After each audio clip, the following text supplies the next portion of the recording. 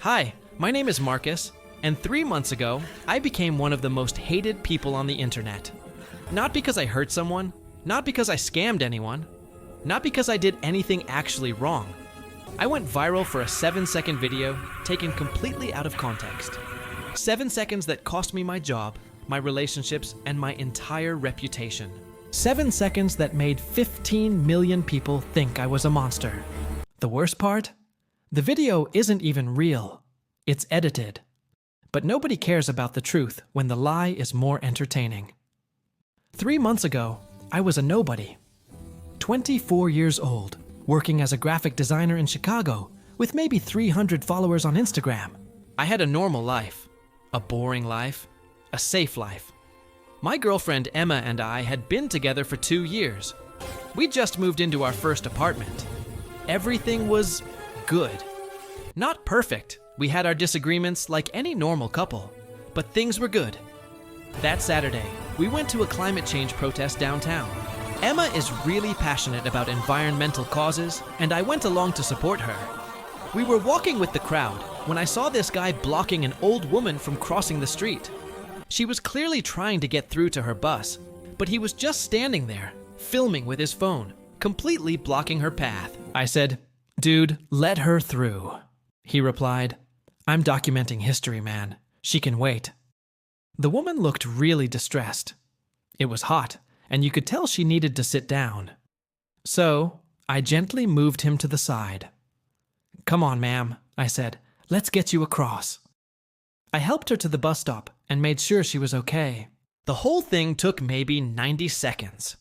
Emma caught up with me and said, "That was sweet, but we should probably get going. This crowd is getting aggressive." She was right. The protest was getting heated. People were starting to push, and police were forming lines. We agreed to go home, went back to our apartment, ordered a pizza, and watched Netflix. A completely normal Saturday night. The next morning, I woke up to 87 missed calls. I thought, what the hell? My phone was just exploding with texts, calls, Instagram notifications, and Twitter mentions. Hundreds of them. Emma sat up in bed, asking, "Marcus, what's wrong?" I opened Twitter, and my stomach just dropped. I was trending. Number 4 in the country. The hashtag was Heroes Protest Bully. The video had 15 million views, and it was climbing. It showed me pushing that guy, but it was edited to look hard, aggressive, like I shoved him for no reason at all. You couldn't see the old woman. You couldn't hear me asking him to move. You couldn't see any of the real context. It was just 7 seconds of me looking like a violent bully attacking a peaceful protester. The caption read, "White man assaults peaceful climate activist for filming. This is the violence we face." Emma watched it and said, "Marcus, this isn't what happened." "I know," I told her. "I was helping that old lady. This is completely edited." She urged me to respond, to explain what actually happened. So I did. I posted a whole thread explaining the situation. I even posted the video from my own phone, showing the full context, but it was too late. The narrative was already set. My explanation got a couple hundred likes. The attack video, it was at 20 million views by then. The comments on my post were brutal. Sure, that's what they all say. Typical white privilege. Can't handle being filmed. You're just mad you got caught. Hope you lose your job, asshole. On Monday morning, my boss called. "Marcus, we need to talk. This video of you..." I tried to explain. "Sir, that's not what happened. It's edited. I have the full video." He cut me off. "I don't care what happened. Our clients are seeing this. They're threatening to pull contracts because we employ that protest bully. I'm sorry, Marcus. We have to let you go." "You're firing me over a lie?" I asked. "I'm protecting the company," he said. "Clear out your desk by noon." But it got worse. Someone found my LinkedIn and my Facebook. They posted my address online. This is where the fashion protest bully lives. Make him famous. People started showing up at our apartment. They were yelling, taking pictures. Someone even threw a brick through our window. Emma was terrified. This is the danger of a story told in just 7 seconds. This is how quickly your life can be destroyed by a lie. My life was destroyed in 7 seconds. 7 seconds of an edited video that turned me into the internet's most hated man. It started with a protest. Things got tense. Someone threw something. In the chaos, I stumbled, trying to keep my balance, and my arm went out. It looked bad, I'll admit. But what actually happened, and what the world saw, were two very different things. The video that went viral was a masterpiece of manipulation. 7 seconds, clipped, looped, and set to dramatic music. It showed me seemingly shoving an elderly woman. The caption read, "Man assaults peaceful protester." It exploded. Within hours, I was protest bully. My face, my name, my employer, everything was out there. The threats started immediately. My phone buzzed nonstop with messages calling me a monster. My boss called. "We're letting you go, Marcus. We can't be associated with this." Just like that, my career was gone. My landlord called next. "You need to leave. Other tenants are scared." My apartment, gone.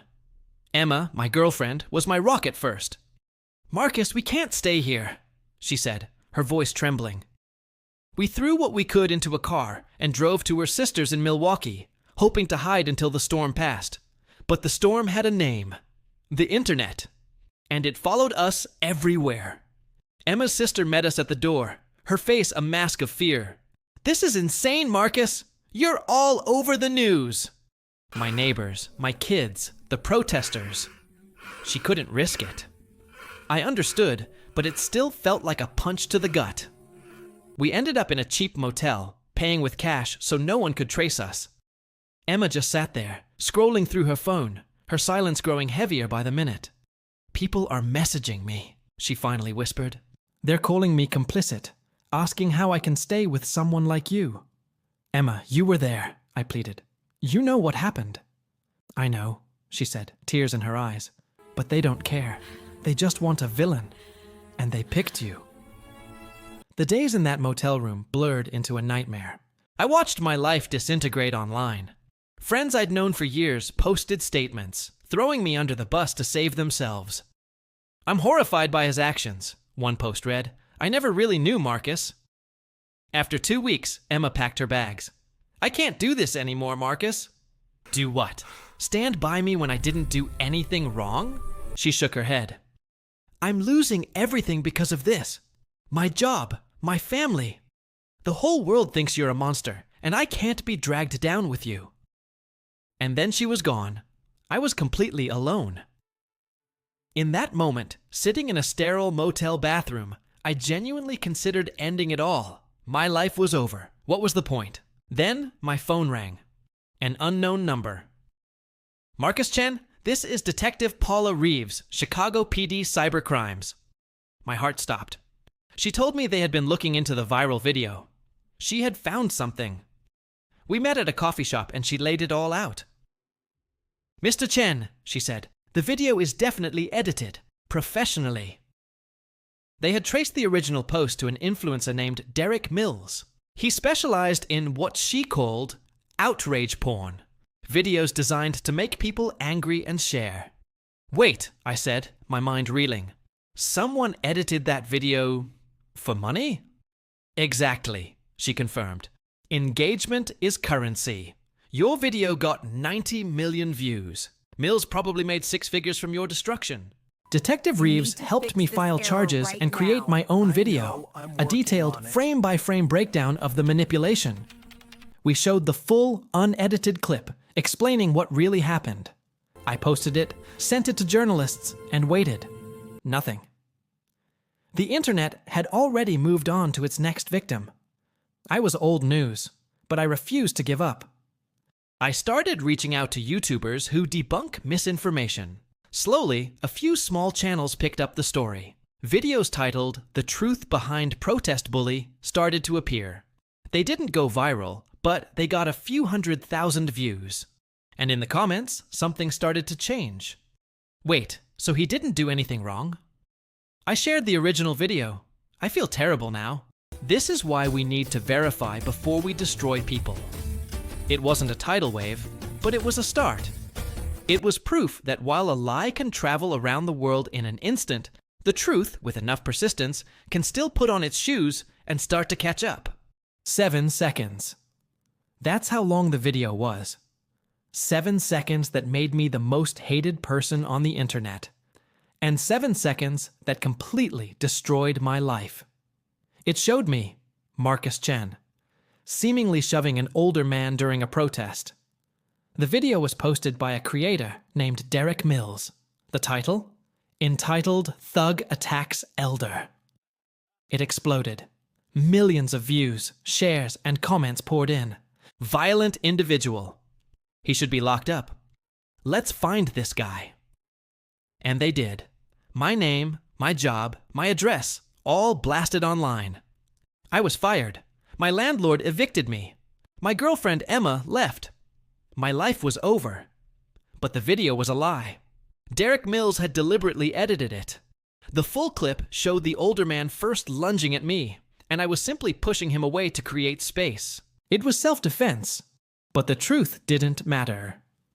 Mills's followers defended him, calling it exposing the truth. They called me a villain, and when a few brave souls tried to defend me, they were attacked by the online mob. I knew I couldn't let it stand. I had to fight back. So I sued Derek Mills for defamation. It was a slow, painful, and expensive process. His lawyer tried every trick in the book, arguing it was commentary, satire, protected by the First Amendment. But my lawyer was brilliant. He argued it was defamation, deliberate misrepresentation, and fraud. And we had the proof. The unedited footage, the metadata, everything. 6 months after that 7-second clip ruined my life, we were in court. The case was surprisingly straightforward. The judge saw the evidence and ruled in my favor. Mills was ordered to pay me $750,000 in damages, and most importantly, post a public apology and retraction on all his platforms. He did it. A small, pinned post. I apologize for posting edited footage that misrepresented Marcus Chen. I was wrong. The comments underneath were a mix of vindication and disgust. You destroyed that man's life. Lost all respect for you. This is why I don't trust viral videos anymore. Justice, right? Not exactly. The retraction got a fraction of the views the original video did. For millions of people, I was still the entitled thug.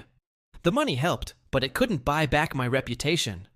I couldn't get my old job back. I couldn't get my apartment back. And Emma, she didn't come back either. She said, "I'm glad you got justice, Marcus, but too much has happened. We can't go back." I had to start over. I moved to a new city, got a job at a small firm where my new boss actually listened to my story. I started rebuilding, piece by piece. But a scar like this never truly fades. To this day, I can't see a phone camera without feeling a knot in my stomach. I can't be in a crowd without wondering who's filming. I can't trust that anything that goes viral is true. That's why I started the Digital Truth Project. It's a nonprofit that provides legal aid, media training, and support for people who, like me, have had their lives destroyed by viral misinformation. In the last 2 years, we've helped over 40 people reclaim their lives from lies that spread faster than the truth. I also speak at schools and conferences about media literacy, about the real human cost of a careless share. Before you click that button, I beg you to ask yourself, do I know the full context? Could this be edited? Am I about to contribute to destroying someone's life? As for Derek Mills, he lost a lot of followers, but he's still online, still making content, still profiting from outrage. Because on the internet, true accountability is rare. My name is Marcus Chen. I survived being internet famous for all the wrong reasons. And I'm here to tell you, verify before you share. Think before you destroy. Because behind every viral video is a real person with a real life that can be ruined in just 7 seconds. Thank you for listening. If this story resonated with you, please subscribe to our channel and like this video. It helps us share more stories that matter. And always remember, the truth matters, especially when it's not as exciting as the lie.